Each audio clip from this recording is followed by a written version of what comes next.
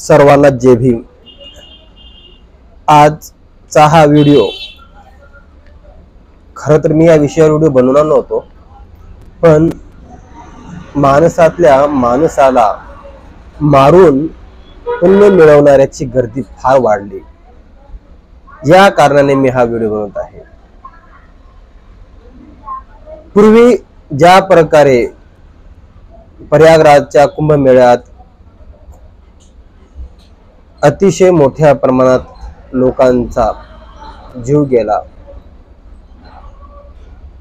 चेंगरून मेले, त्याच पद्धतीने दिल्लीमध्ये पुन्हा अशा प्रकारची घटना घडली। ज्या लोकांना स्नान करण्यासाठी नदीमध्ये जायचं आहे त्या लोकांसाठी एक खूप प्रचलित गीत, त्यातले काही कडवे, गंगा नहाने हरिद्वार काशी गया, गंगा नहाते हुए ये ख्याल आ गया, तन को धोया मगर मन को धोया नहीं, फिर गंगा नहाने से क्या फायदा। अतिशय प्रसिद्ध हे गीत, आणि त्या गीतातले जे बोल आहेत अतिशय मानवाला प्रेरणादायक आहेत। ज्या व्यक्तीने मन धुतलं नाही त्या व्यक्तीला तन धुवून काय फायदा।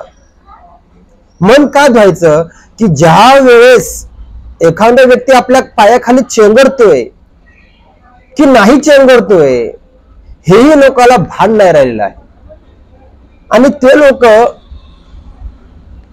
पुण्य कमवायला, पाप धुवायला गंगेमध्ये नाहतात।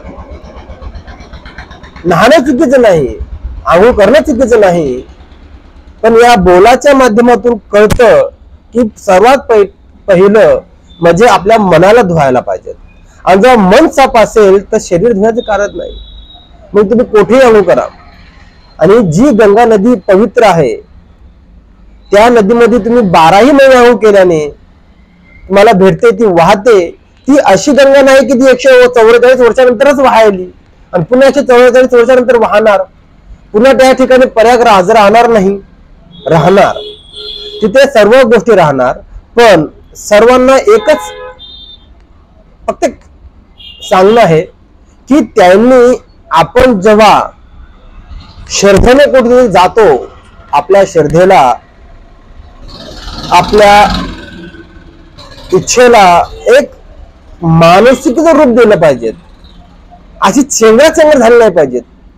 खरंच अतिशय दुःख वाटायलंय की खरंच हे गीत जेव्हा म्हणून मी हा व्हिडिओ बनवतोय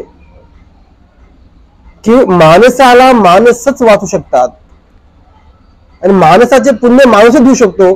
जर तुमच्या हातून एखादा, तुमच्या पायाने जर एखादा व्यक्ती मेला असेल आणि तुम्ही तिथे स्नान करत जात असेल तर तुम्ही ते पुण्य मिळवू शकाल का, हे तुम्ही लक्षात ठेवा। म्हणून सर्वांना विनंती आहे, जाताना काळजी घ्या, कोणाला दुखापत होणार नाही याची जास्त काळजी घ्या, आणि आपल्या इच्छेला, आपल्या त्या श्रद्धेला सांभाळून, लोकांचा प्राण सांभाळून स्नान करा।